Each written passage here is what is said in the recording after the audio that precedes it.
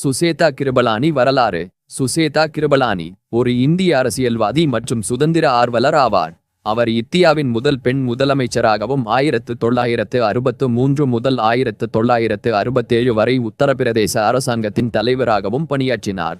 ஆரம்ப கால வாழ்க்கை அவர் பஞ்சாபின் இப்போது ஹரியானாவில் உள்ளது அம்பாலாவில் ஒரு பெங்காலி பிராமண குடும்பத்தில் பிறந்தார்.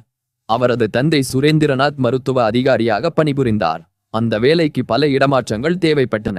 இதன் விளைவாக அவர் பல பள்ளிகளில் பயின்றார். அவரது இறுதி பட்டம் டெல்லியில் உள்ள செயின்ட் ஸ்டீபன் கல்லூரியில் வரலாற்றில் முதுகலை பட்டம் ஆகும். நாட்டின் சூழல் தேசியவாத உணர்வுகளால் சூழப்பட்டு சுதந்திர போராட்டம் உத்வேகம் பெற்று வந்த காலம் அது. அவள் ஒரு கூச்ச சுபாவமுள்ள குழந்தை, தன் தோற்றம் மற்றும் அறிவுத்திறன் குறித்து சுயநினைவு கொண்டவள் என்று அவள் தனது முடிக்கப்படாத சுயசரிதை புத்தகத்தில் சுட்டிக்காட்டுகிறாள். அவள் வளர்ந்த வயதும் அவன் எதிர்கொண்ட சூழ்நிலைகளும் தான் அவளுடைய ஆளுமையை வடிவமைத்தன. 10 வயதில் தானும் தன் உடன்பிறந்தவர்களும் ஜாலியன் வாலாபாக் படுகொலை பற்றி தங்கள் தந்தையும் அவரது நண்பர்களும் பேசுவதை கேட்டதாக சுசேதா விவரிக்கிறார். இது அவர்களை மிகவும் கோபப்படுத்தியது.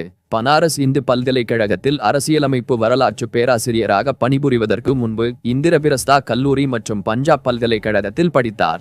1936ஆம் ஆண்டில் இந்திய தேசிய காங்கிரசின் முக்கிய நபரான ஜே.பி. கிருபலானியை மணந்தார். அவர் தன்னை விட 20 வயது மூத்தவர். இந்த திருமணத்தை இரு குடும்பத்தினரும் தாந்தியும் எதிர்த்தனர். இருப்பினும் அவர் இறுதியில் விட்டுக் கொடுத்தார். சுதந்திர இயக்கம் மற்றும் சுதந்திரம் அவரது சமகாலத்தவர்களான அருணா ஆசஃப் அலி மற்றும் உஷா மேத்தாவை போலவே. அவர் வெள்ளையனே வெளியேறு இயக்கத்தின் போது முன்னணியில் வந்து ஆங்கிலேயர்களால் கைது செய்யப்பட்டார். பின்னர் பிரிவினை கலவரங்களின் போது மகாத்மா காந்தியுடன் நெருக்கமாக பணியாற்றினார்.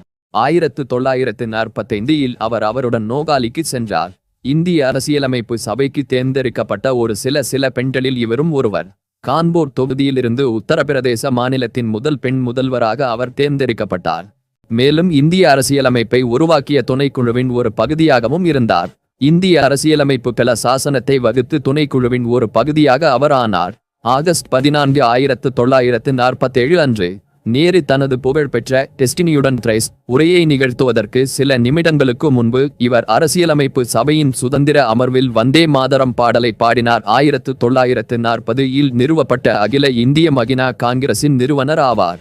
1940ஆம் ஆண்டில் உல்லா லிண்ட்ஸ்ட்ரோம், பார்பரா கோட்டை கெய்ரின் வில்சன் மற்றும் எலினோர் இஸ்வெல்ட் ஆகியோருடன் கிருபலானி சுதந்திரத்திற்கு பிறகும் அவர் அரசியலில் தொடர்ந்து ஈடுபட்டார். 1952ஆம் ஆண்டு நடந்த முதல் மக்களவைத் தேர்தலில் அவர் புது டெல்லியில் இருந்து KMPP டிக்கெட்டில் போட்டியிட்டார். ஒரு வருடம் முன்பு தனது கணவர் நிறுவிய குறுகிய கால கட்சியில் சேர்ந்தார். வேட்பாளர் மன்மோகினி சாகலை தோற்கடித்தார். 5 ஆண்டுகளுக்கு பிறகு அவர் அதே தொகுதியிலிருந்து மீண்டும் தேர்ந்தெடுக்கப்பட்டார். ஆனால் இந்த முறை காங்கிரஸ் வேட்பாளராக. அவர் கடைசியாக 1967ஆம் ஆண்டு உத்தரப்பிரதேசத்தில் உள்ள கோண்டா தொகுதியிலிருந்து மக்களவைக்கு தேர்ந்தெடுக்கப்பட்டார்.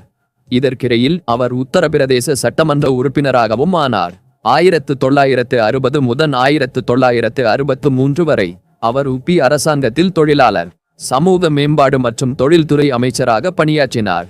அக்டோபர் 1963இல் அவர் உத்தரப்பிரதேசத்தின் முதலமைச்சரானார். எந்தவொரு இந்திய மாநிலத்திலும் அந்த பதவியை வகித்த முதல் பெண்மணி. அவரது பதவிக்காலத்தின் சிறப்பம்சம் மாநில ஊழியர்களின் வேலைநிறுத்தத்தை உறுதியாக கையாண்டது. மாநில ஊழியர்களின் இந்த முதல் வேலைநிறுத்தம் 62 நாட்கள் தொடர்ந்தது.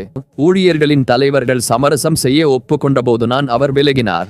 ஊதிய உயர்வுக்கான அவர்களின் கோரிக்கையை நிராகரிப்பதன் மூலம் கிருபலானி ஒரு உறுதியான நிர்வாகியாக தனது நற்பெயரை தக்க வைத்துக் கொண்டார்.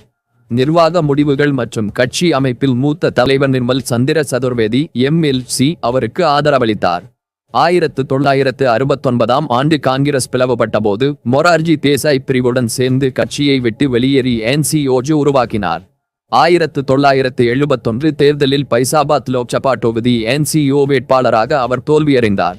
1971இல் அரசியலில் இருந்து ஓய்வு பெற்ற அவர் 1974இல் இறக்கும் வரை தனிமையில் இருந்தார்.